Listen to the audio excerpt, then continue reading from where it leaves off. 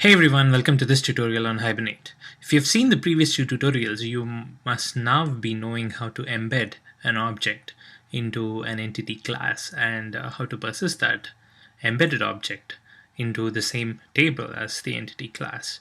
So as I told you in the earlier tutorial, this is one of the several cases in which you can have an object inside another object.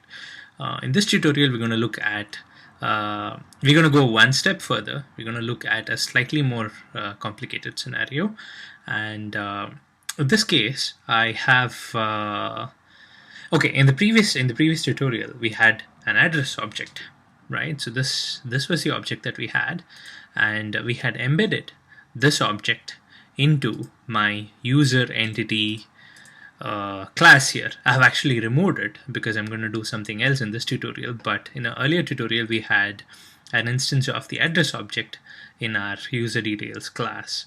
So what we did was we marked the address object as embeddable, and we had marked embedded, and then we had defined the address object so that the fields of this address object get embedded into the user details table that was created out of this object. So basically we are just taking this object and we are literally embedding it inside this object so that even the columns get embedded into the corresponding table.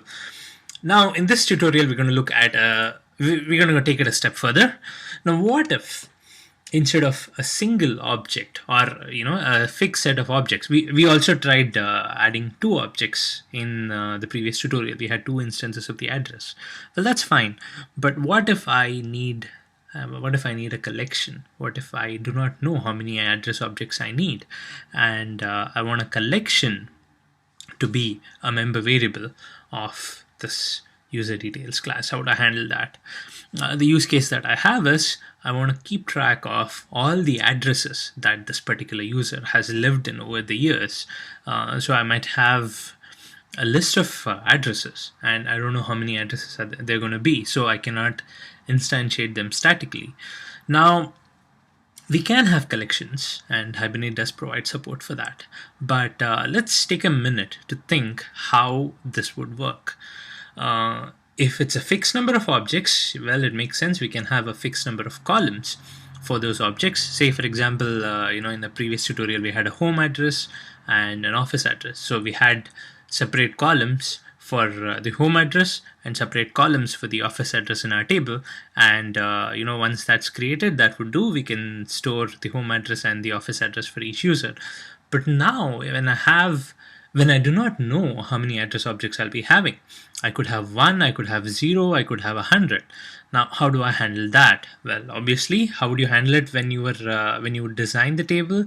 You would probably create a different table for the address data, and you would probably reference the user. Say, for example, I have user ID 1, and I have 5 addresses for that user.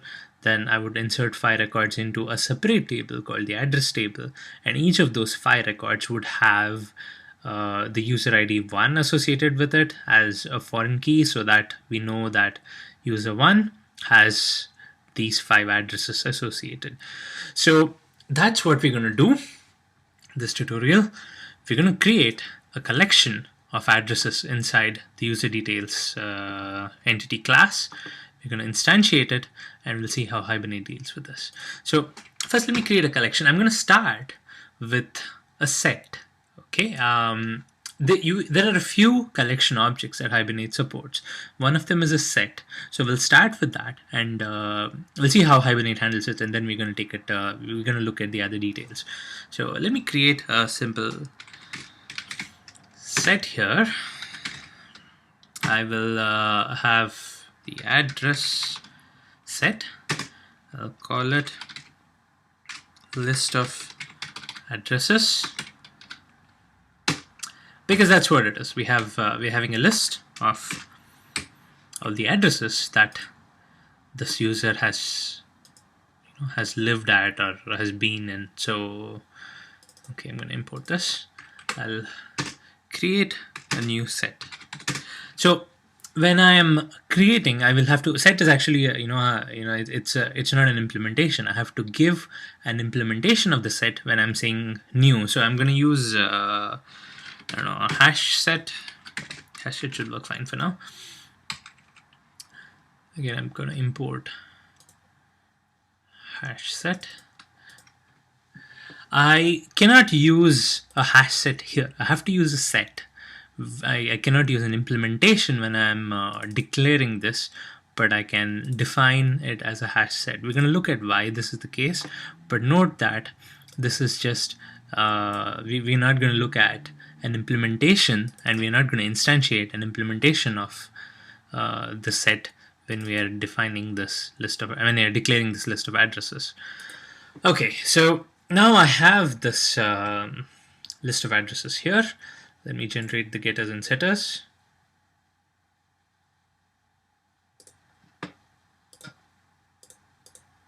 Okay, that's done. Save. Now all I have to do is feed in those values in my Hibernate test and see what happens. So I have this first user, no other details here. Now I just create a few addresses. Okay, I have these two address objects here. I spared you the pain of watching me type all this.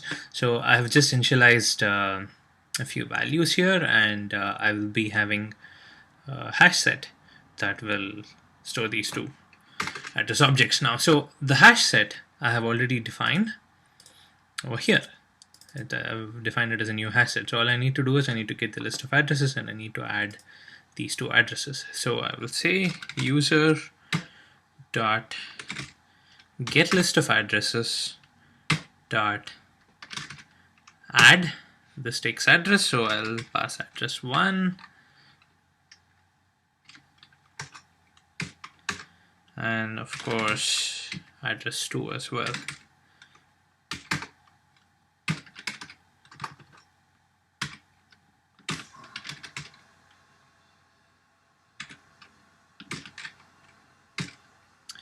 Okay, so now we have the addresses added to this list of addresses set, and we are ready to save this. Now save is already happening. I have this session factory session, everything code is as it was before. I'm saving this user object. Now there is this annotation that I need to make for Hibernate to know that this is actually to be treated as a list, and I want this list to be saved. And the annotation that needs to be used is at element collection. And of course I'll have to import this from Java extract persistence again. Now add element collection is all I have to do to mark this entire collection object to be persisted by Hibernate. So I'll just save this, and anyway this is marked as an embeddable, so it knows that this is the address that's over here, and I've marked it as an element collection so that Hibernate knows that it has to be treated as a collection, and it should not actually be embedded as a table but as a separate table which has a list of all these addresses. So let's just run this and see what happens.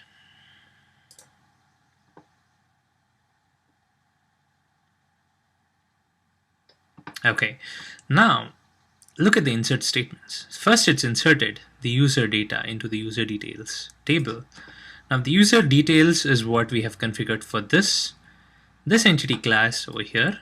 It's inserted it, fine, and it has inserted only the values username and user ID. Note here, it has not done anything about the collection here. Okay, so that was the first insert.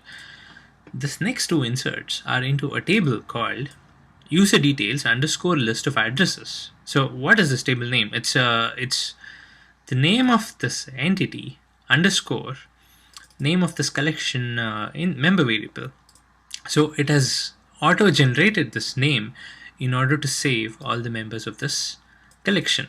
And now inside this, it has generated a primary key, which is the user, it's a foreign key, which is the user details underscore user ID. And this is actually a reference to this, primary key of the user table, which is this one.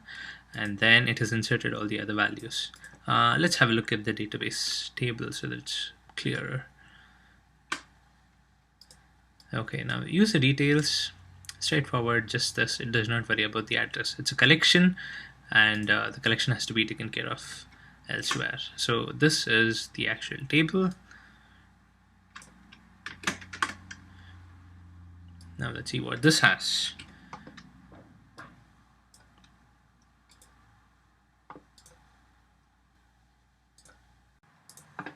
This is odd. Okay, I've made a mistake here. This should be address 2. It's a copy paste error. Save and let's run this again. There you go. So both the records are inserted into this user details underscore list of addresses table. So to summarize, I have a user details entity class, and that entity class has a collection. The collection happens to be a set here, and I have annotated that as element collection. And I have also defined the collection class here, the actual class which is a member of that collection, which is the address. Now the idea is that I can have multiple addresses, a collection of addresses for every user entity. Now how does Hibernate deal with it? Hibernate takes this the actual entity object, and it creates a record for that entity object in the entity table, and then it looks at how many addresses are there for this user class. So whatever is the size of the this collection, say I have n number of objects in this collection. So what it does is, first of all, it creates a sub table for this collection so that it can store all those elements, and then depending on how many of our members are there in this collection, what it does is it creates so many records, and then since it's first saved the user object, it knows what's the user ID. Now it adds that user ID for all the sub elements that it saves. So if my user object has 5 addresses, there will be 5 records here for each of those addresses. I mean 5 records for the 5 addresses, and then the user ID for each of them will be the user ID that was saved when it saved the